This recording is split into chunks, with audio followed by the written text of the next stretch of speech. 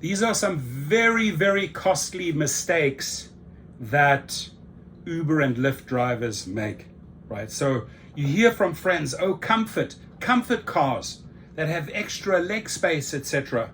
You know, you get slotted into that extra category. You make more than UberX. And out you go without checking, without referencing the list.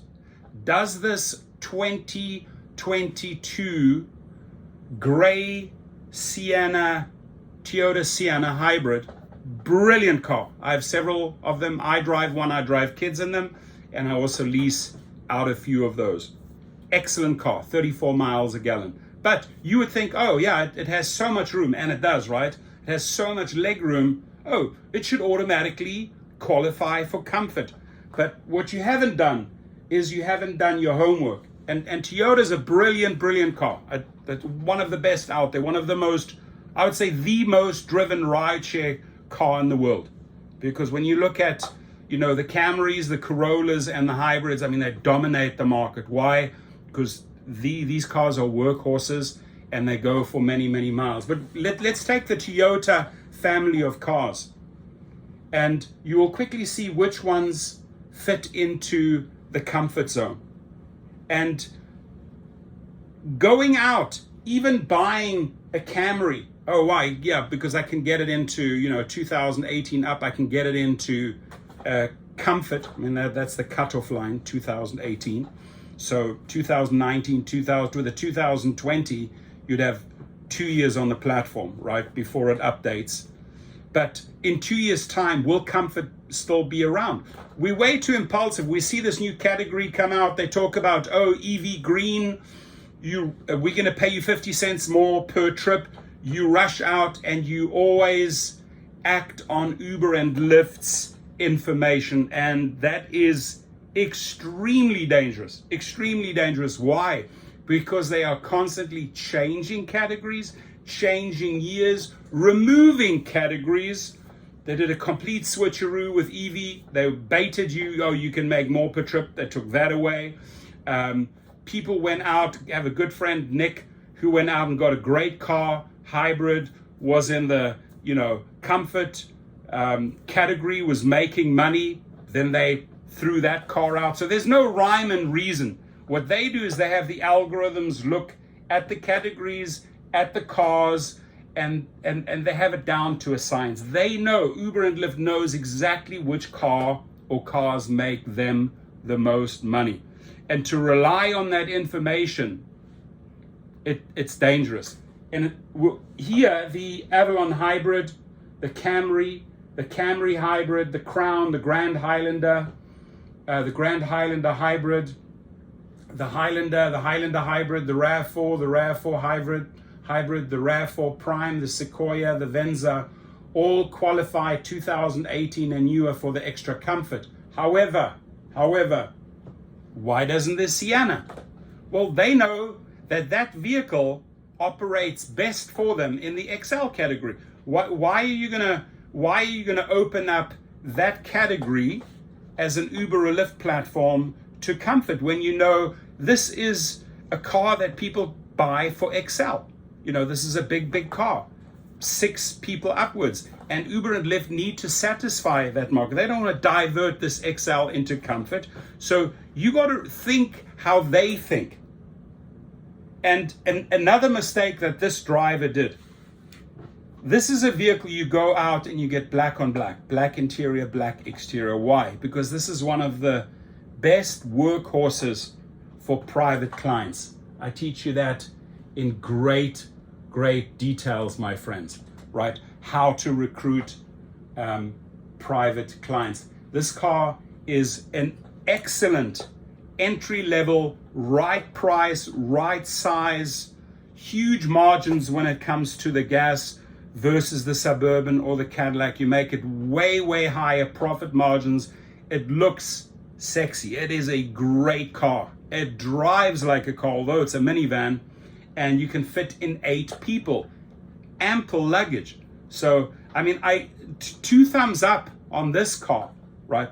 But I'm not going out and buying this car because I'm speculating, oh, I might get this XL car should qualify for comfort, right? But I did not check the list. I did not check the Toyota list or the comfort list. And that is where we go wrong. We're too impulsive. We assume far too fast, oh, it must be in comfort. We don't reference and cross-reference against these lists. But again, what I've learned over the years, that these lists mean nothing. They'll change every 1 or 2 years. They'll take cars out and you think, oh God, I'm driving comfort. Why suddenly, why is Nick's beautiful hybrid, LA friend of mine, suddenly taken out of comfort? Why did they yank that particular model out of comfort? No rhyme and reason. I'll tell you why. You don't know why, but the algorithms know why. They know exactly how those cars behave and make them the highest margins. So everything is AI driven. Every single one of these cars is AI analyzed, all the data. Moral of the story: can you rely on Uber and Lyft when they say, hey, if you go and buy this and this car, it'll fit into this and this category? No, you can't, because they're constantly changing and removing categories. And the one thing you can rely on, is that if you go out and purchase something like this, which is considerably less than a Suburban or an Escalade, great gas savings, plenty of space, and the most perfect car to drive on Uber, Lyft, and start recruiting your private clients. Best entry level car that I, the Rideshare professor, recommend: a Toyota Sienna. Some would argue a Honda Odyssey. I've driven both. I've compared both. This car, I get so many compliments. Of course, if you rock up in a Escalade or a Suburban diesel, people love it, right? Sort of like prestige. But the compliments that I get on that car, wow, feels like a car. It's massive, got tons of space. Compliments. But did I go out and say, oh, I'm going to check the Sienna against the comfort list? No, that's not how I think, because I know how Uber and Lyft over the years have disappointed drivers when it comes to purchasing cars based on their requirements, because it's complete switcheroo, 6-12 months later, you're off, you're out, and they've replaced it with another car.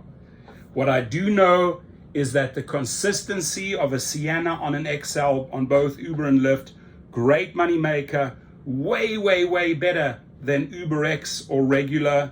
And the more people, the more luggage, the more money, the more tips, the easier to convert Uber and Lyft riders into your private clients. So not sure if the driver thought that one through when he went and got a 2022 gray Sienna, but he did email me and say, why didn't they put my car in comfort? I mean, look at the cars that are in comfort.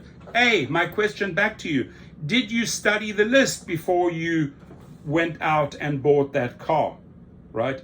Did you take into consideration that, maybe I get a black car because the black car service is a private car service, and I can start setting up private clientele. So same person that sent me the information, email me, I'll send you a link to the course, take the course and start using that vehicle effectively, right? Uber and Lyft know how to use vehicles and your cars effectively because they have AI, artificial intelligence, analyzing every vehicle every single day, which cars make them the most money on what platform. Those are the cars that they will be pushing. Your comments, please.